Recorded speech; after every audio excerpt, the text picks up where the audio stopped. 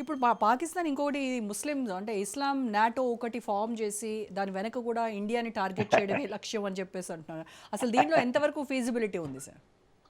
Saudi Arabia Pakistan agreement దేనికి? హ్మ్. Saudi Arabia లోపల వచ్చి వాళ్ళని చంపేస్తారని ఆ కింగ్ వాళ్ళు భయం. అది ట్రైబల్ సొసైటీ, ట్రైబల్స్, అది పార్లమెంట్ సొసైటీ కాదు. ఆయన మీద చాలామంది మిగతా ట్రైబల్స్ అంతా వీడి చేతిలో ఉన్నది. వాళ్ళు మార్చేశారు పొజిషన్. హ్మ్. ఈ ఆయన కొత్తగా సుల్తాన్ మొహమ్మద్ బిన్ సుల్తాన్ అనే కింగ్ లాగా ఫంక్షన్ చేసేవాడు 70 సంవత్సరాల నుంచి ఉన్న సిస్టమ్ మార్చేశాడు. ఆయన చేతిలో డైనస్టీగా చేసుకున్నారు.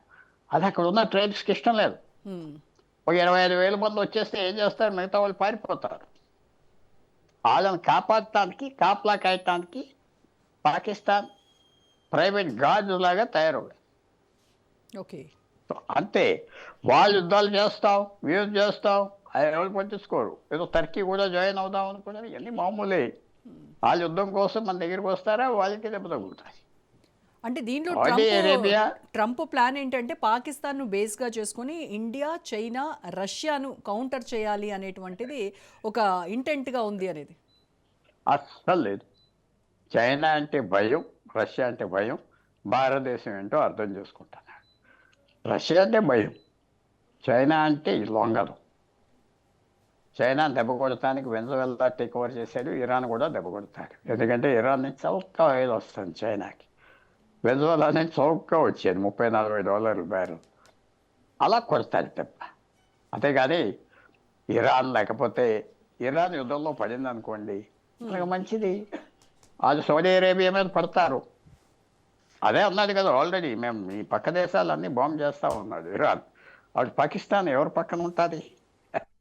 సౌదీ అరేబియా పక్కన ఉంటుందా, ఇరాన్ పక్కన? సో ఇవన్నీ ప్రశ్నలు మీరు అర్థం చేసుకోవాల్సింది. సౌదీ అరేబియా కింగ్కి ఏంటంటే వాళ్ళ మీద తిరుగుబడితనం వస్తుందని ఆ భయంతో పెట్టుకున్నది కిరాయి ఆర్మీ. ఇప్పుడే బంగ్లాదేశ్లో 20,000 మంది ఉన్నారు సౌదీ అరేబియాలో. వీళ్ళు ఆల్రెడీ 20,000 మంది ఉన్నారు పాకిస్తానీ సోల్జర్స్, ఎన్నో సంవత్సరాలు బట్టి. నైజాం హైదరాబాదు ఆఫ్రికా నుంచి సైనికులు ఎందుకు తెచ్చుకునేవాడు? ఇథియోపియా నుంచి. ఇక్కడ వాళ్ళు నమ్మక, ఆయన రిలీజన్ వాళ్ళనే నమ్మక ఆయన దగా చేసేస్తారు, బయట వాళ్ళు కాపలా పెట్టుకుంటారు. అది సౌదీ అరేబియా చేసేది. న్యాచురల్గా మనం ఇస్లామిక్ నాటో ఇవన్నీ చేసి చెప్పాలి, జాగ్రత్త పడాలి, లైట్గా తీసుకోకూడదు. ఫ్యూచర్ ఏమవుతుందో చూడాలి. ఆయిల్ ధర వెనజువెలాలో పడిపోగానే సౌదీ అరేబియా కూడా దెబ్బపోయింది కదా. ఇరాన్ కూడా పడిపోతే పూర్తిగా వాళ్ళు దెబ్బతింటారు. ఫ్యాషన్లు, షోలు తగ్గిపోతాయి. నేను ఏమంటున్నానంటే సింపుల్గా ట్రంప్ మనకు అంత చెడ్డ కాదు. కొంచెం మనకు నొప్పి వచ్చినా తట్టుకోగలం. ఎక్కువ మంచి చేస్తున్నాడు ఇండైరెక్ట్గా. సో అది మనం మర్చిపోవాలి. ఈ ఇస్లామిక్ నాటో కాన్సెప్ట్ కొంతమంది విశ్లేషకులు చెప్పేదాని ప్రకారం ఏంటంటే ఈ Saudi Arabia, Pak and Turkey ఈ యాక్సిస్ ద్వారా ఫామ్ అవుతుంది అనేటువంటి కొన్ని రిపోర్ట్స్ ఉన్నాయి. మరి దీంట్లో ఎంతవరకు how far they are true అనేది మీరు చెప్పాలి. అండ్ దీనిలో మేజర్గా పాక్ ఏమో న్యూక్లియర్ క్యాపబిలిటీ ఉంది, ప్లస్ సౌదీ దగ్గర ఏమో ఫండింగ్ ఉంటుంది, అండ్ టర్కీ వచ్చేసి మిలిటరీ స్ట్రెంత్ అని ఉంది. సో ఇవన్నీ కలుపుకొని రీజనల్ బ్యాలెన్స్ ఆఫ్ పవర్ ఏమన్నా షిఫ్ట్ అవుతుందా అనేది వాళ్ళు ప్రయత్నం కూడా ఆ లైన్లో చేయరు. సౌదీ అరేబియా న్యూక్లియర్ బాంబ్స్ తీసుకుని ఎవరి మీద వేస్తారు? ఇంకో దేశం మీద వేస్తే వాళ్ళ బాంబులు వీళ్ళ మీద పడతాయి. ఇది పాకిస్తాన్ స్ప్రెడ్ చేసే ఐడియా. సౌదీ అరేబియా లిమిటెడ్గా వాళ్ళ దేశంలో వాళ్ళకి భయం ఉన్నది, ఇరాన్తో భయం ఉన్నది, అంతే. ఇదేదో పెద్ద ప్లాన్లో పాకిస్తాన్ వేసేసుకుంటే మిగతా దేశాలు ఊరుకోరు. ఆ స్టేజ్ వస్తాం. ట్రంప్కి ఇంకా దృష్టి పాకిస్తాన్ మీద పూర్తిగా పడలేదు. ఏదో మనకు లొంగి ఉన్నాడు, ఒక సర్వెంట్ లాగా ఉన్నాడు, అది హ్యాపీ అవుతున్నాడు అంతవరకే. ఇప్పుడు చూడాలి, నేను ఏమంటున్నా, ఒక 10 రోజుల లోపల ఒకసారి మళ్ళీ మన మీద ఇసురుతాడు, తర్వాత తగ్గిపోతాడు ట్రంప్ ఎవరినైనా ఓడించలేడు, వాళ్ళతో కాంప్రమైజ్ అయిపోతాడు. అది మంచి లక్షణం. అయితే అనవసరం మిడితో దెబ్బలాట, తగ్గిపోతాడు. అదే అందితే జుట్టు, అందకపోతే కాళ్ళు అంతే. సో మనం కేర్ఫుల్గా ఉండాలి. చాలా కేర్ఫుల్గా ఉంటున్నారు ప్రభుత్వం. మేము డీల్ చేస్తాం, అమెరికా మాకు కావాలి, అలాంటి మాటలు చెప్తా ఉన్నారు. అది కూడా లొంగి వస్తారు. సో అంత బ్యాడ్ కాదు. అన్ని రకాలుగా, అన్ని రంగులుగా జాగ్రత్తగా ఉండాలి. ఇస్లామిక్ నాటో అనగానే యూరోప్ అంతా లిస్ట్ చూస్తున్నారు వీళ్ళు ఏం చేస్తున్నారని. వాళ్ళు అన్హ్యాపీగా ఉన్నారు. ఇజ్రాయెల్ అన్హ్యాపీగా ఉన్నది. అమెరికాలో స్ట్రక్చర్ అన్హ్యాపీగా ఉన్నది. ప్రెసిడెంట్ అన్హ్యాపీగా లేకపోయినా టైం పడుతుంది. అనుకున్నా ఎప్పుడు అవ్వో రాజకీయంలో, జీవితంలో, ఇంటర్నేషనల్ రిలేషన్స్. సో మెదిమెదిగా బంగ్లాదేశ్ ఎవరైనా అనుకున్నారా వాళ్ళకి ఉన్న $30 బిలియన్, $50 బిలియన్ దివాలా ఎత్తేస్తారు, నన్ను ఫ్యాక్టరీలు మూసేస్తున్నారు. Correct. ఎప్పుడైతే భారతదేశం మీద టెక్స్టైల్స్ మీద 50% పన్నులు పడినాయో టారిఫ్, అక్కడ ఉన్న ప్రెసిడెంట్ ఏమన్నాడంటే మొహమ్మద్ యూనస్ ఇంక అయిపోయింది భారతదేశం, టెక్స్టైల్ ఫ్యాక్టరీలన్నీ మన దగ్గరికి వస్తాయి అన్నాడు. వెళ్ళలేదు కదా, అవలేదు కదా. ఇప్పుడు కొత్తగా వాళ్ళ మీద పడింది కదా.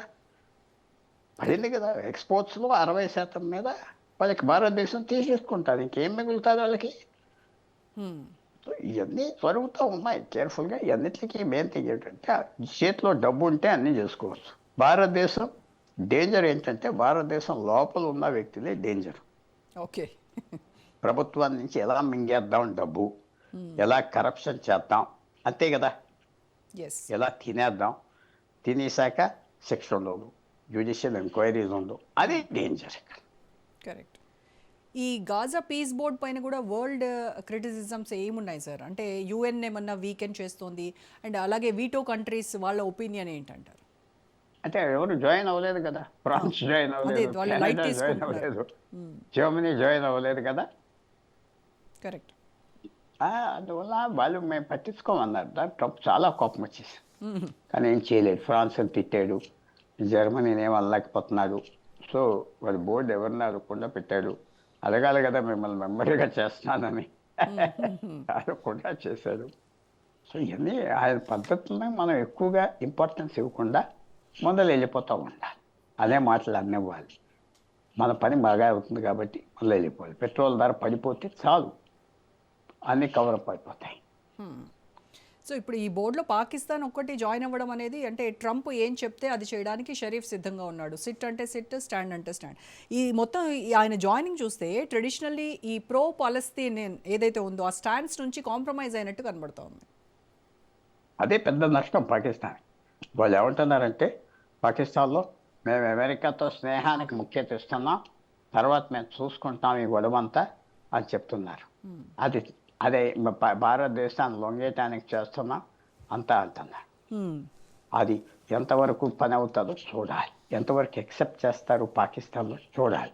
మేమంతా చేసేది ఏంటంటే భారతదేశాన్ని అపోజ్ చేయడానికి చేస్తాను, ఇజ్రాయెల్కి సాయం చేస్తాం, భారతదేశం అలా ఎక్స్ప్లెనేషన్ వస్తుంది.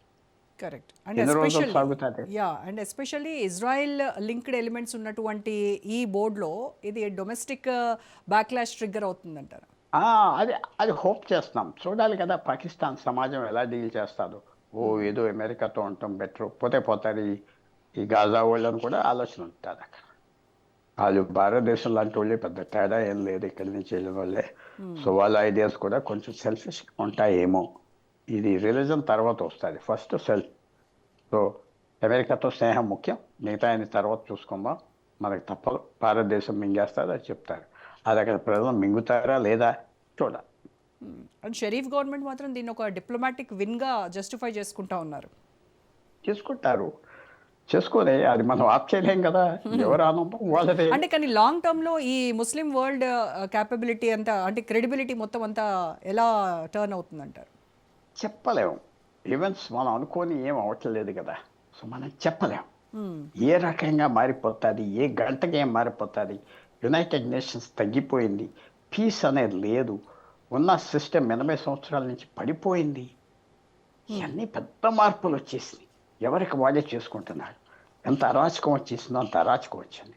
ఎవరో లేదు పోలీస్ చేయటానికి, ఆప్ చేయటానికి. యుద్ధాలు అన్ని చోట్ల వస్తాయా? ఏ ప్రమాదం వస్తుంది భారతదేశానికి? రాదు. మనం ఏం చెప్పలేము. కొన్ని రోజుల తర్వాత ఏమైనా మార్పు వస్తుందంటే చెప్పలేము. చాలా డేంజరస్ ఫేజ్ ప్రపంచం అంతా ఎంటర్ అవుతుంది. భారతదేశం కూడా దాంట్లో డేంజర్లో ఉన్నది. అందువల్ల ట్రంపే చేశాడు అంటే కొంతవరకు ట్రంప్ చేశాడు, కొంతవరకు నొక్కేశాడు కూడా. ఇరాన్ బాంబ్ చేశాడు, వెనజులాని తీసాడు, కొంతవరకు మంచి చేశాడు. సో యుక్రెయిన్ వార్ ఆఫ్ చేస్తే పెద్ద లాభం వస్తుంది అందరికి, మళ్ళీ భారతదేశానికి లాభం వస్తుంది, మళ్ళీ ఆయిల్ ధరలు తగ్గుతాయి. షిప్పింగ్. సో అన్ని విధాలుగా మనకి మంచి జరగవచ్చు, కానీ ప్రపంచం ఏ రూట్ మీద వెళ్తాదో మనం ఎవరు చెప్పలేము. కరెక్ట్. చాలా సీరియస్ సిచ్యువేషన్ ఉంది. సో ఈ ప్రజెంట్ ఈ సినారియోలో ఇండియా ఎలా రెస్పాండ్ అవ్వాలంటారు? మన పొజిషన్ ఏంటి? మోడీ గవర్నమెంట్ ఎలాంటి యాక్షన్ తీసుకోవాలి? అట్ ద సేమ్ టైం ఇప్పుడు మనం ఏదైతే ఫాలో అవుతున్నామో క్వాడ్ను స్ట్రెంగ్తెన్ చేసుకుంటూ రష్యాతో ఫ్రెండ్షిప్ కంటిన్యూ చేస్తూ ఇది ఇలా స్టేబుల్గా ఉంచడం బెటరా? చైనాతో కూడా స్నేహం చేసుకుంటూ ఉండాలి, తప్పదు.